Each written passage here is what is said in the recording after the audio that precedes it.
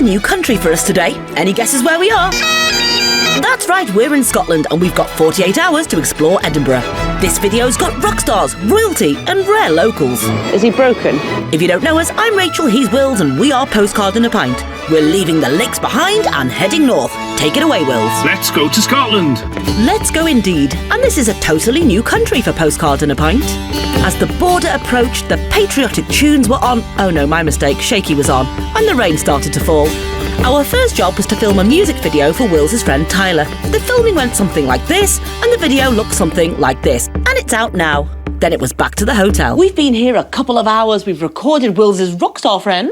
Tyler from the Dogs d'Amour. And now we're off for our first activity. It's a ghost and graveyard walk. The weather was certainly fitting for a ghost tour. As we approached the old town, we were blown away by its beauty and its stairs. It was very atmospheric. We met our tour guide and then made our way across the city to Greyfriars Kirkyard. There's a lot in Edinburgh that's just a little bit sinister. Our first story of the night was that of the beloved dog, Bobby. Bobby was the name of a Skye Terrier who belonged to John Gray, a night watchman for the Edinburgh Police. John and Bobby were devoted to each other, and as John patrolled the streets, Bobby never left his side. Sadly, John died of tuberculosis in 1858 and was buried here in Greyfriars Kirkyard. And day after day, year after year, Bobby stayed by his master's grave, refusing to leave. At 1 p.m. each day, when the cannon was fired from the castle, Bobby would know that it was lunchtime and he'd head off to local cafes to get his scraps for lunch. Bobby remained loyal for 14 years after John's death, until his own death in 1872. He was buried just inside the gates of Greyfriars, not far from his master's grave. Today, this wonderful statue remembers Bobby, and people leave sticks for him to play with. But now, back to our tour. Like a lot of these tours, there was a large portion dedicated to Harry Potter, but we're going to come back here tomorrow and explore that in more detail. We did learn about mort safes on this tour. Body snatching was big business here in Edinburgh in the late 18th and early 19th century, as corpses could be sold to medical schools. A mort safe could keep your loved ones, well, safe. There were many more stories on this tour that we'll share another day, but now it was time to head down into the vaults. The Edinburgh vaults are the lower parts of South Bridge, constructed between 1785 and 1788, and back then, it was a terrifying place. Let's go in. In the late 18th and 19th centuries, people actually lived down here, mostly the poor and destitute. Imagine what life must have been like. These had once been cellars for the merchants above, but they flooded often and were often full of mould, making them no use to store goods. In the 1990s, a practicing Wiccan coven was given access to one of the vaults to use as a ritual space. They created a dedicated altar and treated the space with spiritual reverence. However, they abandoned the vault after a series of disturbing supernatural events. They claim they felt a dark presence or malevolent spirit intruding on their rituals. A few vaults down, there is another vault showing a Wiccan temple, as it might have been. We heard a lot of gruesome and fascinating stories on this tour, but we'll save those for another day. But it was time to return to the old city of Edinburgh. How was that? Just finished the ghost walk and the vault tour. It was really, really good. We're starving. It's nearly home time. We're going to try and find something to eat, maybe get a drink at the bar, and we'll see you back there. Let's just say that a bad back, more about that later, and hungry isn't a good combination. But let's just take a minute to look at these incredible medieval streets, made all the more sinister by the rain. Right, enough of that. Ragu pasta's open. We've been saved by Italy. Cheers, love. That's a couple of medicinal drinks and a bruschetta. It's the perfect pre-bed food, eh, Wills? Good lad. Cheers, Ragu pasta. And you too. Get home to bed. Morning! It's bright and early and we're off to explore Edinburgh. It's not raining either. It's not raining. We are super excited. Sorry I didn't talk on the video too much last night. done my back in, which is a pain in the backside. I did it in garden a couple of weeks ago, and then yesterday, we'll tell you more about this hotel later in this video. Basically, I grabbed the 2 cases, ran up 2 lots of stairs, and now I've redone it in again. And I was in so much pain. But anyway, we're going to go back to the Kirkyard, Greyfriars, Kirkyard, just to do a little bit of talking on some of the stuff that we learnt last night and to have a look at the Harry Potter stuff. But we're going to be going via a chemist's where I'm going to buy every drug available to man and some heat patches. But first, a good Scottish breakfast to start the day. How's the bacon, Wills? And your sausage, Rach? Excellent, off we go. The first thing into maps was Tesco's. I got all tooled up and it was business as usual. We love a tacky tourist shop. Nessies and Highland coos. OK, and a Christmas decoration, but he didn't buy it. Back we went to the old town and it had started to rain. So this morning's brief was follow in the footsteps of J.K. Rowling. This looks lovely. Where are you now, Rach? We're now outside the Elephant House. This was very much the writer's cafe back in the day, and J.K. Rowling wrote some of her early novels here. This was back in the 1990s. But unfortunately, it caught fire and it's currently closed. There is a temporary one on Victoria Street, but how cool to see the original. She only wrote a few sections of the Philosopher's Stone here, and it has to be said that Edinburgh in places is a bit of a Harry Potter theme park, or a place to drink vodka. But we were back by Greyfriars Bobby and ready to do our own Harry Potter exploring. From the back of the Elephant House, J.K. Rowling would look out over this graveyard, and there are more than a few similarities between names on the gravestones and characters in the books. First up, we walked through the Flodden Wall to visit this grave. This is the grave of William McGonagall. Well, it's a memory plaque to William McGonagall. He died a pauper and was buried in a mass grave. He was a Scottish poet and is known to be, really, one of the worst poets Scotland ever produced. Let me read you one of his poems. Beautiful railway bridge of the Silvery Tay. Alas, I am very sorry to say that 90 lives have been taken away on the last Sabbath day of 1879, which will be remembered for a very long time. But how does this tie in with Hogwarts? And if you know your Harry Potter, Professor McGonagall was Harry's teacher. There are a lot of fascinating tombstones in Greyfriars Kirkyard, but by far the most popular is this one, Tom Riddle, the real name of he who must not be named. There are other names you may well recognise. Was Elizabeth Moody the inspiration for Mad-Eye Moody? Introduced in the Goblet of Fire. You'll also find the Black family tomb. Is this the inspiration for Sirius Black? This is the tomb of Margaret Louisa Scrimgeour, possibly the inspiration for Rufus Scrimgeour, the Minister for Magic.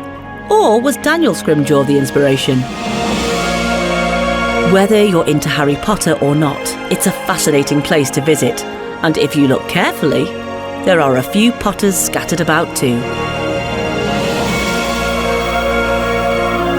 Modern history is just as fascinating as ancient, and the Harry Potter books are now firmly cemented in our history as books that help children and adults enter a truly magical world. And to think this started here, looking out over this graveyard and Edinburgh Castle. It was now time to visit Greyfriars Church and hopefully see a little more of Bobby. It's a simple church that was rebuilt in 1845 after it was gutted by fire. The best thing, though, is that there is an exhibition dedicated to Bobby. These old photos show what a beautiful dog he was, and of course Soft Lad had to stick his head through the hole and be Bobby. What a great morning we'd had. It was time for Levenses at Old Jock's Cafe. How very Scottish. It was coffees and scones all around. Delicious. Next on the agenda was Victoria Street, one of the most iconic and picturesque streets in Edinburgh. You can tell it's Instagrammable. There's a Blank Street coffee. But as you round the top of the hill, you can see why. The brightly coloured shop fronts are a playful contrast to the mighty Victorian stone buildings above them. This street is very touristy and full of Harry Potter fans. We saw the temporary Elephant House Cafe and loved some of the anti-Instagrammer shop signs. Next, we climbed the stairs to Victoria Terrace to get a bird's eye view of this beautiful street. Give us your thoughts on Edinburgh so far, Rach. We're up on Victoria Terrace looking over Victoria Street, and we've not even been here 24 hours yet, but oh my God, this is quite possibly one of those beautiful cities I've ever been to. And that's up against some pretty stiff competition from German cities I've been to, medieval cities. Edinburgh is just stunning. Even on a gloomy day, this street and its buildings are mind-blowingly beautiful. But peering over the edge, there seems to be quite a crowd forming. Let's pop down and take a look. It's the Harry Potter Museum and Shop. This shop was founded in 1873 and was originally a brush shop, but Harry Potter fans believe it to be J.K. Rowling's inspiration for Diagon Alley. There was certainly magic in the air, but then some idiot on the bagpipes ruined it. Moving on. Next up, we made our way to Edinburgh Castle. Scary. It was a very pleasant walk, and the city of Edinburgh just kept on giving. Edinburgh Castle stands on Castle Rock. There's been a royal castle on the rock since the 11th century. The views out over Edinburgh are stunning, and you can see all the way out to sea. Now it's looking pretty busy up here. And why wouldn't it? It's Easter, a glorious day, and who wouldn't want to visit Edinburgh Castle today? You have booked, haven't you, Rach? Well, the next plan had been the castle. We were going to go in and listen to the 1 o'clock guns, but like Postcard and Pint always do, we didn't book. It's Easter, so of course it's sold out. We're not going to hang around. We're going to come back tomorrow and listen to the guns on the outside, but now we're going to walk the Royal Mile, which stretches all the way here from the castle down to Holyrood Palace, with some interesting things along the way. We never learn. Ah, well, off you toddle down the Royal Mile. I think it's time for another story. We'd learnt about Deacon Brodie on our ghost walk. He was a respected cabinet maker, locksmith and councillor by day, and a burglar by night. And we were going to have a coffee in his old workshop. But how could someone so upstanding be a burglar, Rach? This cafe was once Deacon Brodie's workshop, where he worked as a locksmith making keys. One for his customer, one for himself, so he could rob them by night. Cheers. He was caught, tried and hanged in 1788. It's said that Brodie's story inspired Robert Louis Stevenson's novel Dr. Jekyll and Mr. Hyde. Fascinating stuff. Back onto the Mile, and we next came to St Giles's Cathedral. And what a magnificent cathedral this one is. The building was begun in the 14th century and extended until the early 16th century. The interior is incredibly grand and ornate. To think that this wonderful place has seen nearly 9 centuries of Scottish history. Continuing our walk down the Royal Mile, we noticed many closes. A lot of these date back to the medieval period and once functioned as small self-contained communities. They were typically named after notable residents or landmarks. None were named after him. This is the Tronkirk, although it's no longer a church. It's now a local craft market. It's a beautiful building though, and certainly worth a visit. Now Edinburgh certainly delivered in one area: Christmas shops. If you've watched this channel before, you know Wills loves Christmas and is single-handedly trying to decorate our new travel tree, one decoration at a time, by collecting decorations from all of our travels. This is today's offering, and we love that this fella greeted everyone with Happy Christmas. Have we not walked a mile yet? Seems we haven't. To be honest, every third shop on this street is a gift shop, or a pub. And would you Adam and Eve it, Will's even found a second Christmas shop. By now, I was in a lot of pain again, so I sat this one out. Will's went in for another Christmas fix, but no decorations were bought. We were now down by the Scottish Parliament. It's a modern-looking building, but it kind of works. And opposite Parliament at the end of the Royal Mile is the Palace of Holyrood House. And it's the King's official Scottish residence. We would have loved to have gone into this one too, but the combination of not booked, Easter and back pain meant that we didn't. Sadly, it was a taxi back to the hotel. All right, Rach? What a lovely morning sightseeing. We saw so much and we love Edinburgh already. Unfortunately, we had to come back to the hotel because my back was killing me, but I'm all stoked back up on painkillers and we're going to climb a hill. Keep moving, that's my motto. Before you get excited, we're going to the small hill, Calton Hill, not Arthur's Seat. But for all you shoppers, to get there we had to go through St James's Quarter, where all the designer shops are. There's the odd old building, and the W Hotel that looks either like a walled-up whip or a poo emoji, you decide. We then popped out onto Princes Street and found the start of our climb. Go on, Rach, you get yourself up there, bad back and all. There's lots to see up here, but this one Is the National Monument. It was inspired by the Parthenon in Athens and commemorates Scottish sailors and soldiers who died in the Napoleonic Wars. It's more commonly known as Scotland's Disgrace, as it was never completed due to lack of funds. That over there is Arthur's Seat, the big one we won't be climbing. But from up here you get great views of all of Edinburgh, from the castle all the way down to Holyrood Palace. You'll also find the City Observatory up here. It's now a contemporary art centre. But if it's okay with you, we'll just observe the cracking views you get from up here and celebrate the fact that it's not raining. Back down on terra firma, we found another one of these.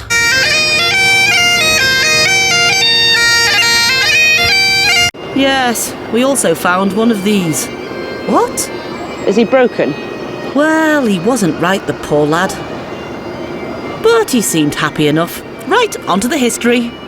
This monument in Princes Street Gardens is the Scott Monument. It's dedicated to renowned Scottish author Walter Scott, and at 200 feet tall is one of the tallest monuments dedicated to a writer in the world. Oh, do piss off, you've had your moment in this video. Thanks. Up another 90 million stairs we go, and look at that! From a damp start, it's now a beautiful evening. Wills wanted to check out a music venue, since he knows all the rock stars. That venue is Bannerman's. Wills went for a good look inside. I stayed outside as it was a bit sticky. And on the outside, look at that! It's Tyla. Ooh, that cow's run into that wall a bit too quick. But all that aside, it was time for something to eat. It had been a very long day. Look at that, saved by Italy again for the second time in this video. Rach? We've stopped for something to eat because we haven't had anything to eat since this morning's scone and we're starving. So we've stopped in an Italian, we've ordered some pasta, and how is that for a glass of wine? And I've got a pint. Well, half a pint. That's right, you stuff your faces with Italian food and a bucket of wine. To be fair, it was one of the best Italians we'd had. It's postcard and a pint recommended. Now, back to Edinburgh on this balmy spring evening. There were lots of tours meeting along the Royal Mile. It's a popular place. Outside St Giles's Cathedral, you'll find the Heart of Midlothian mosaic. It looks pretty and friendly, but actually marks the site of the old toll booth, which was a former prison and site of public executions. Lovely. Drink stop! Let's try the Deacon Brodie Tavern. Remember him? The locksmith by day, robber by night? It was a lovely pub inside, but as it was good weather, outside we went. Thoughts on the pub, Rach? It's a stunning pub, but if you're on the Royal Mile, you will pay for drinks £12.35 for a large wine. Deacon Brodie is still robbing people today. He certainly is. I hope he haunts this place and is loving fleecing tourists on a daily basis. As the light was so beautiful now, we thought we'd walk back up to the castle to make the most of the views. And it gave Wills a chance to wave to Tyla. You all right, mate? We thought we'd try a different way down off the rock tonight. Ramsey Lane it was. Will it be any less steep? Nope. Whilst scaling down this side of the rock, we found Edinburgh's University School of Divinity. It was divine, as was the sunset taking place across the city. Gorgeous as this evening was, the bad back was making a return, so we started walking back to the hotel and thought an early night and a bit of YouTube would do the job. Made it back to the room. And who's on your telly tonight? It's Cooks Explore. Night-night. Morning! Another lovely night's sleep and we're off out adventuring again. We are off to the village of Dean this morning. Let's go. And as one's back was feeling a lot better, it was already a good day. It was only about a 10-minute walk from our hotel, and then down this lane you end up in a little Scottish oasis. Even though Dean Village is in a city, it really does have a sleepy village feel to it. Nestled on the edge of the water of Leith, this area feels like you've stepped back in time.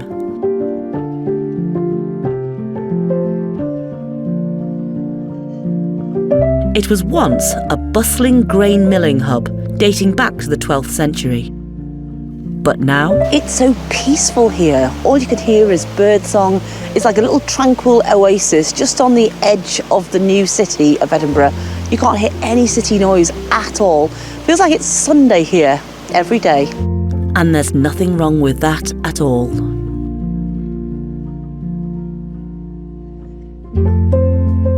Next, we decided to take the Water of Leith walkway. This is a path that stretches from Balerno all the way to the port of Leith. It's 12.25 miles in total, but we'll just walk a short section today. We were sorry to leave this gorgeous place and highly recommend a visit here on your visit to Edinburgh. Along the path, remnants of the old milling industry can still be seen. It's hard to imagine this tranquil area as an industrial hub. The bridge that spans the river here is the Telford Bridge, built by none other than Thomas Telford. We've seen many a bridge of his on our travels. He certainly got around. We enjoyed this tranquil walk along the Leith, and there's plenty to see along the way. Ooh, we seem to have got somewhere. Rach? That was a lovely country walk in the city. It was so gorgeous. We've arrived at Stockbridge. Now, there's often a market on here, but it's not on today. But we fancy a coffee. Let's have a look around. Is that an Anthony Gormley statue? You're lost, lad. The rest are in Crosby. Stockbridge looked to be a lovely area, and it was time for a coffee.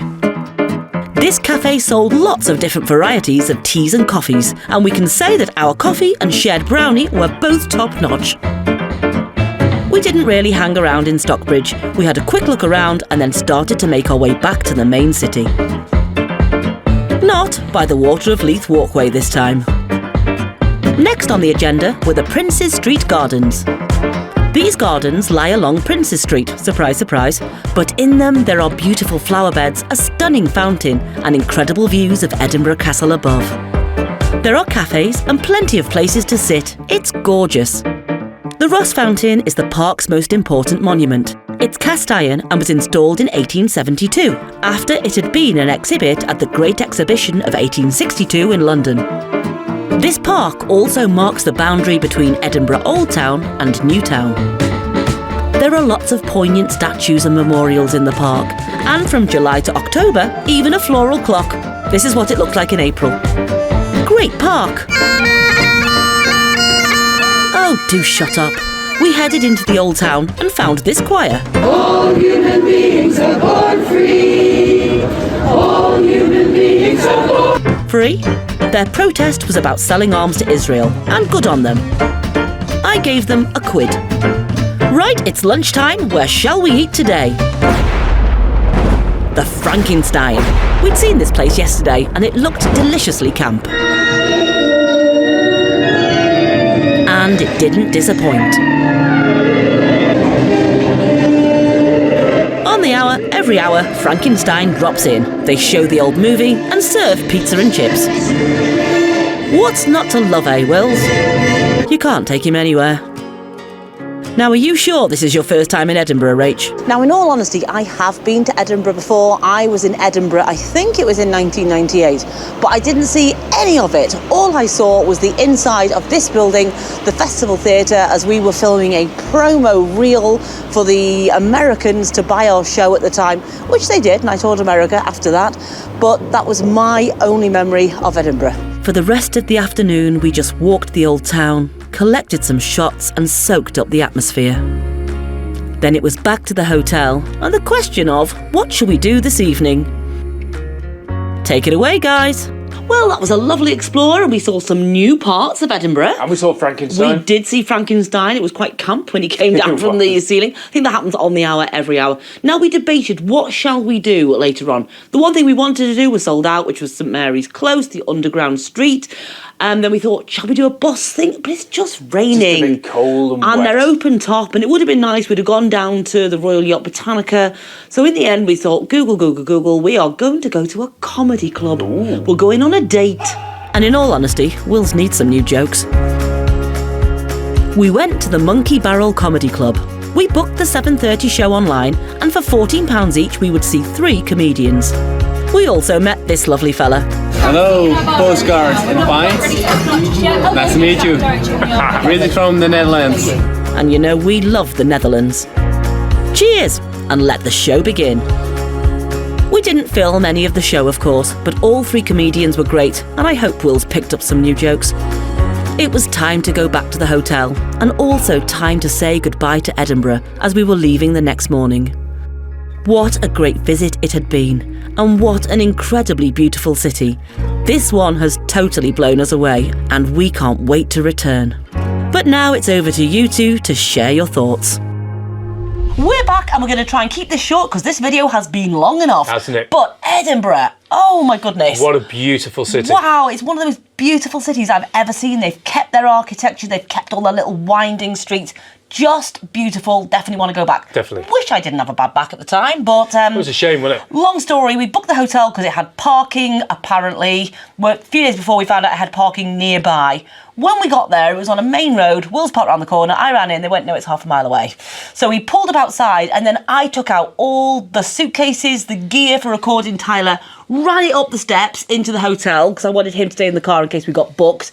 And then we went onto the parking and walked back, and that is what did the back in. Yeah. But good hotel. Because you had done your back in previously in the garden a couple of 2 weeks weeks earlier. ago. But yeah, good hotel. Yeah. Really, really liked the hotel. Yeah, It's very modern. We may do a room review. It had moving beds and yeah, we'll show you that a little coloured bit now, lights. yeah. We'll do a room review at some point. But I think we should probably round this up because you've here this long. You've fair play. Well done. Thank you.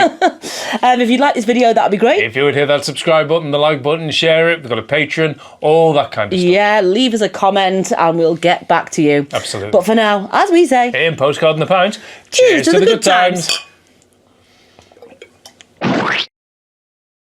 What fights the English and smells? I don't know. Braveheart! Wills!